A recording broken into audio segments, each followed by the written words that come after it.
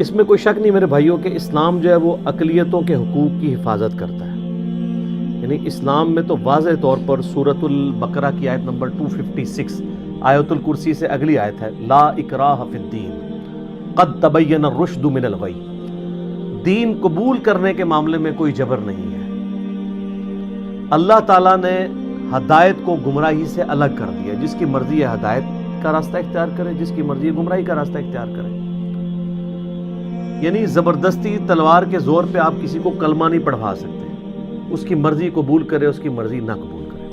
اچھا, اس آیت کو مسلمانوں نے بھی مس یوز کیا. انہوں نے کہا جی دین میں کوئی جبر تو ہے ہی نہیں ہے. مراد یہ کہ کوئی خامد اپنی بیوی کو پردے کا نہ کہے, کوئی بیوی اپنے خامد کو داڑھی رکھنے کا, نماز پڑھنے کا نہ کہے, کوئی باپ اپنی اولاد کو نماز پڑھنے کے نہ کہے, کیونکہ دین میں کوئی جبر نہیں ہے. یہ مطلب اس کا ہے نہیں تھا. یہ تو کافروں کے اعتبار سے بات ہو رہی تھی. ود ان ریلیجن جب آپ نے کلمہ پڑھا ہے لا الہ الا اللہ محمد رسول اللہ صلی اللہ علیہ وآلہ وسلم, تو آپ پہ پابندیاں لاگو ہو گئی ہیں. یہ تو اسی طریقے سے ہے کہ کوئی شخص کہتا ہے میں پاکستانی فوج میں ملازمت تو کروں گا لیکن وردی نہیں فوج کی پہنوں گا, تو ایک دن بھی وہ ملازمت نہیں وہاں پہ کر سکتا. تو اسلام بھی چند حدود اور قیود کا نام ہے, وہ مسلمان نے اسے پریکٹس کرنا ہے. جیسے مسلم شریف میں حدیث ہے 246, آپ صلی اللہ علیہ وآلہ وسلم نے فرمایا بندے کے کفر اور اسلام, شرک اور ایمان کے درمیان فرق نماز ہے. اب کوئی شخص کہتا ہے مسلمان تو ہوں لیکن اسلام میں کوئی جبر نہیں جی, نماز پڑھنا کوئی ضروری نہیں ہے, تو ایسے تو نہیں ہوگا. تو یہ ہے تھی کافروں کے اعتبار سے کہ انہیں گن پوائنٹ کے اوپر تلوار کے زور پہ آپ کلمہ نہیں پڑھا سکتے. اللہ نے حق اور باطل کا راستہ الگ کر دیا ہے. جس کی مرضی یہ حق کا راستہ اختیار کرے, جو باطل کا راستہ اختیار کرنا چاہتا ہے خود ہی جہنم میں جانا چاہتا ہے, ضرور جائے. اللہ تعالیٰ کو اس حوالے سے کسی کی پرواہ نہیں ہے. لیکن یہ یاد رکھیے گا, ایسی غیر مسلم رعایا جو کسی مسلمان ملک میں رہتی ہو, اسلامی ملک تو ہم اس وقت دنیا میں کسی ملک کو نہیں کہہ سکتے, مسلمان ملک, پاکستان یا سعودیہ یا ایران یا اور مسلمان جو ممالک ہیں, اگر مسلم ملک میں کوئی غیر مسلم رعایا رہتی ہو تو ان کی جان, مال, عزت, آبرو کی ذمہ داری حکومت وقت کے اوپر آتی ہے. اور ایسے جو مسلمان ہیں ان کو غیر مسلموں کو ذمی کہا جاتا ہے. یعنی یہ ذمہ کرم پہ ہوتے ہیں حکمرانوں کے, اور ظاہر ہے اس کے لیے وہ جزیہ بھی دیں گے جس کی آج کل ماڈرن فارم ٹیکسز ہیں. تو اس کے اگینسٹ حکومت وقت کی ذمہ داری ہے ان کو سیکیورٹی پرووائڈ کرنا, ہر اعتبار سے انہیں فیسیلیٹیٹ کرنا. تو یہ تو ایک بیسک رائٹ ہے جو ان کا ہے, وہ ان سے کوئی نہیں چھین سکتا. حتیٰ کہ صحیح بخاری میں حدیث ہے, اللہ کے محبوب صلی اللہ علیہ وآلہ وسلم نے فرمایا جس شخص نے کسی ذمی کافر کو ناحق قتل کر دیا, ناحق سے مراد ہے کہ اس نے قانون ہاتھ میں لیا. یہ نہیں ہے کہ حق قتل ہے تو وہ آپ خود کر سکتے ہیں, ہوگا جوڈیشری کے تھرو, لیکن ناحق کوئی کسی کافر کو, ذمی کافر کو قتل کر دیتا ہے. تو بخاری کے الفاظ ہیں, انٹرنیشنل نمبر کے مطابق 3166 نمبر حدیث ہے, یہ بڑی مشہور حدیث ہے. ایسا شخص قیامت والے دن جنت کی خوشبو بھی نہیں پائے گا, حالانکہ جنت کی خوشبو 40 سال کی مسافت سے آ رہی ہوگی. لیکن ایسا شخص جس نے کسی ذمی کو قتل کیا, چاہے وہ کافر ہی تھا, وہ جنت میں تو داخلہ دور کی بات, اسے خوشبو بھی نہیں ہے. اس سے اندازہ لگائیں کہ غیر مسلم رعایا کے کیا حقوق ہیں مسلمان ملک کے اندر. یہ اپنی جگہ موجود ہیں اور یہ حقوق ان سے کوئی چھین نہیں سکتا. رہا تعلق قتال کا اور جہاد کا, اور اس میں جو قرآن حکیم میں کئی آیات آتی ہیں جب کافروں سے سامنا ہو تو انہیں قتل کرو, یہ میدان جنگ کی بات ہو رہی ہے. یہ نہیں ہے کہ جدھر بھی وہ کافر نظر آئے اسے قتل کر دینا ہے. آج کل وہ سورہ توبہ کی آیات غیر مسلم مسلمانوں پہ کوٹ کرتے ہیں کہ دیکھیں جی یہ تو کہتے ہیں جہاں بھی کوئی کافر نظر آئے اسے قتل کر دو.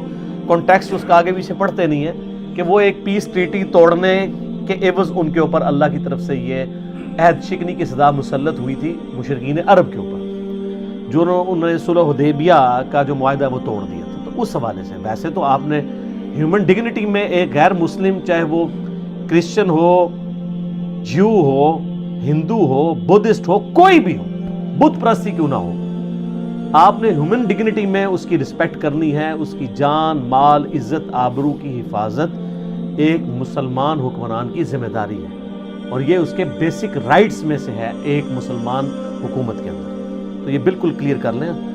عام حالات میں تو بڑا سخت حکم ہے. سورۃ المائدہ کی آیت نمبر 32 ہے, جس نے ایک شخص کو ناحق قتل کیا, ایک جان کو, گویا اس نے پوری انسانیت کو قتل کر دیا. اور جس نے ایک انسان کی جان بچائی, ایک مسلمان نہیں, انسان, چاہے وہ کسی بھی مذہب سے تعلق رکھتا ہو, ایون ایتھیسٹ ہی کیوں نہ ہو, داہری ہی کیوں نہ ہو, جس نے ایک شخص کی جان بچائی گویا اس نے پوری انسانیت کو بچا دیا. عام حالات میں یہ والی آیات ہے. میدان جنگ میں ظاہر ہے کہ جب آپ جنگ میں ہوں گے تو پھر کوئی جنرل آپ کو یہ تو نہیں کہے گا, کوئی جنرل کہ جی آپ جو ہے وہ میٹھی میٹھی باتیں کریں. وہاں تو پھر فوج کا مورائل بلند ہی کیا جائے گا نا. عام حالات کے جو آیات اور احادیث اور ہے اور میدان جنگ کی اور ہے, ان دونوں کو مکس نہیں کرنا چاہیے. ٹھیک ہو گیا. اب آ جائیں میرے بھائیوں اس بات کی طرف کہ یہ جو کافروں کی عبادت گاہیں ہیں, چاہے وہ گرجے ہوں, کلیسا ہوں, معبد ہوں, گردوارے ہوں, یہ سب کی سب عبادت گاہیں, ان کی رسپیکٹ بھی مسلمانوں پر فرض ہے, جس طرح مسجد کی ہے.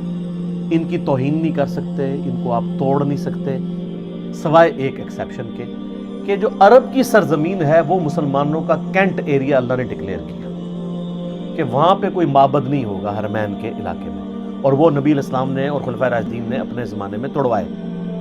یہ نہیں ہے کہ پوری دنیا کے توڑوائے.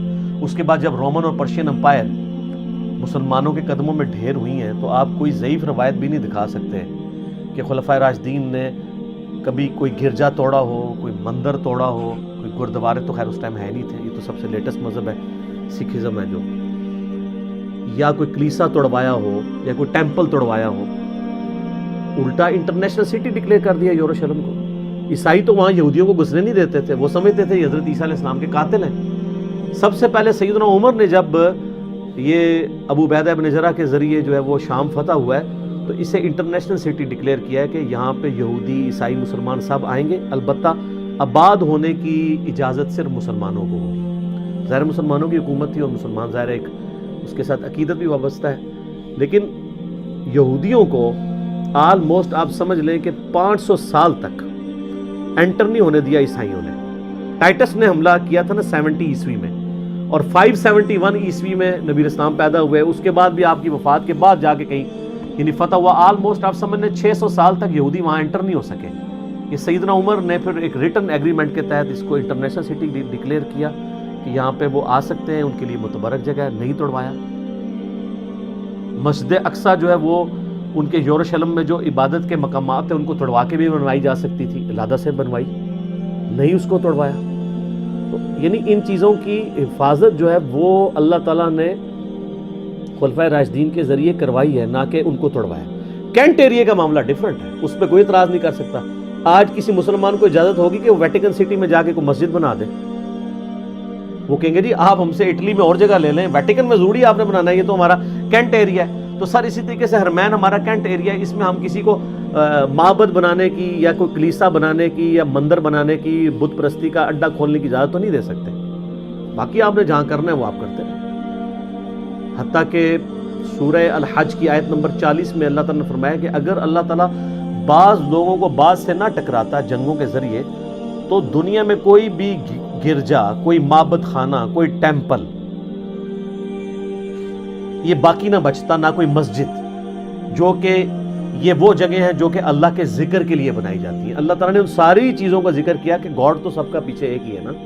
اب یہ جو کچھ ہوا ہے کرتارپور کے اندر, دیکھیں اس کے اوپر تو ایز اے نیشن, پوری نیشن کی ایک سمجھ لیں ریزرویشن ہے. چاہے کوئی اس کو ڈر کے اظہار کرے یا نہ کرے, اندر خانے آپ کسی سے بھی پوچھیں, اس وقت پاکستانی نیشن اس معاملے میں اس حوالے سے ناراض ہے کہ مسلمانوں کے ٹیکسوں کا پیسہ جو مسلمانوں سے کلیکٹ ہوا ہے 14 ارب روپیہ, وہ آپ نے ایک غیر مسلم عبادت خانہ بنانے پہ لگا دیا. اسلام یہ تو کہتا ہے کہ غیر مسلموں کے عبادت خانے توڑے نہ جائیں, ان کی تعمیر میں رکاوٹ نہ بنے, لیکن یہ نہیں کہتا کہ ایک مسلمان حکومت مسلمانوں کا پیسہ مندر بنانے میں, اور وہ تو اناؤنسمنٹ کی ہے ہمارے فارم منسٹر نے جی 400 مندروں کو بھی ہم رینوویٹ کر رہے ہیں, مسجد کسی کا بھی نام نہیں لیا انہوں نے. تو میرا ایک معصومانہ سوال ہے کہ اسلام آباد میں صرف ایک شاہ فیصل مسجد آپ نے بنوائی ہے, جو بھی آپ کو وہ بھی نہیں توفیق ہوئی, وہ بھی سعودیہ نے پیسہ دیا ہے,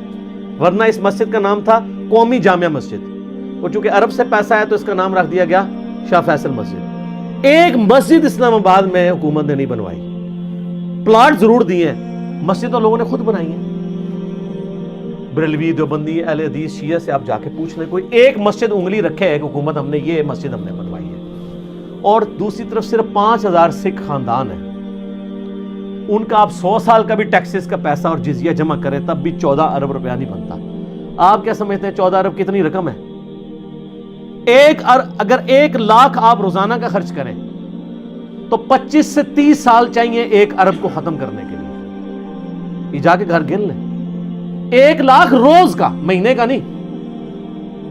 اب وہ جناب وہ سلائیڈیں چلا رہے ہیں جی, وہ ہم نے $20 قیمت رکھی ہے, 5000 لوگ روزانہ آئیں گے, اور اس کو ٹورزم کا نام دے رہے ہیں. ٹورزم کریں, ہمیں تو اس میں کوئی حرج نہیں تھا. ہم یہ کہتے ہیں کہ آپ کفر و شرک کے اڈے کیوں بات کر رہے ہیں, اور ہم یہ درباروں پہ بھی یہی کہیں گے. مسلم شریف میں حدیث ہے, نبی علیہ السلام نے منع فرمایا ہے قبروں کو پکا کرنے سے, قبروں پر عمارت بنانے سے, اور قبروں پر بیٹھنے سے. لائف بیٹھنا بھی بے حرمتی ہے, اور اس پہ مجاور بن کے بیٹھنا بھی منع ہے. لیکن یہ گردوارے بنوانا, مندروں کو رینوویٹ کرنا, دوسری طرف مسلمانوں کی یہ حالت ہے.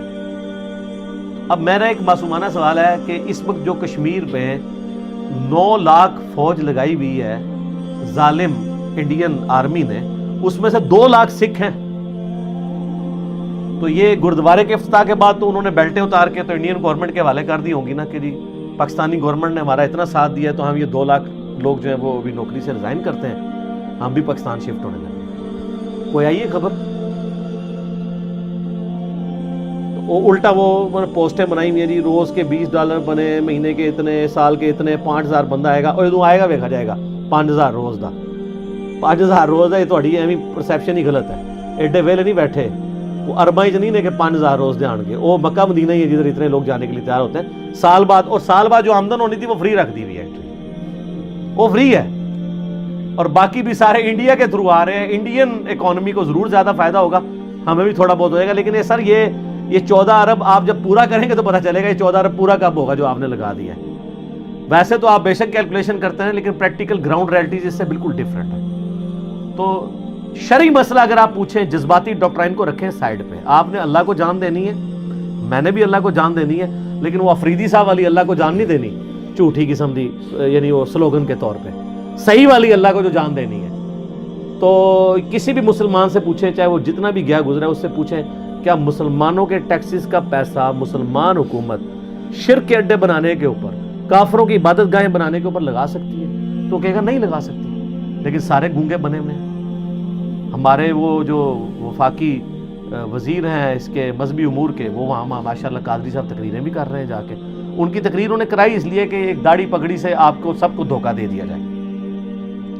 وہ تو مسلم شریف میں حدیث ہے نا کہ اللہ تعالیٰ تمہاری شکلوں اور مال کو نہیں دیکھتا, دلوں اور اعمال کو دیکھتا ہے. یہ شکلوں سے دھوکے تو آپ پبلک کو دے سکتے ہیں نا. یہ تو جو کچھ جن لوگوں نے کیا یہ اللہ تعالیٰ کے حضور اس کا جواب دیں گے. تو چاہے یہ بات کسی کو بری لگے, چاہے اس کو وہ جتنی مرضی کھینچ تان کے کرنے کی کوشش کرے, نہیں جی آپ وہ بات سمجھیں, اس وقت ہم نے انڈیا کو یہ کرنا ہے, فلاں کو یہ کرنا ہے. بھائی اور طریقے ہیں, آپ برادری کھولیں, ضرور کھولیں. آپ فنڈ ریزنگ ان کو کہیں کہ جی سکھ خود فنڈ ریزنگ کریں, اتنا خرچہ ہوتا ہے, فنڈ ریزنگ کریں.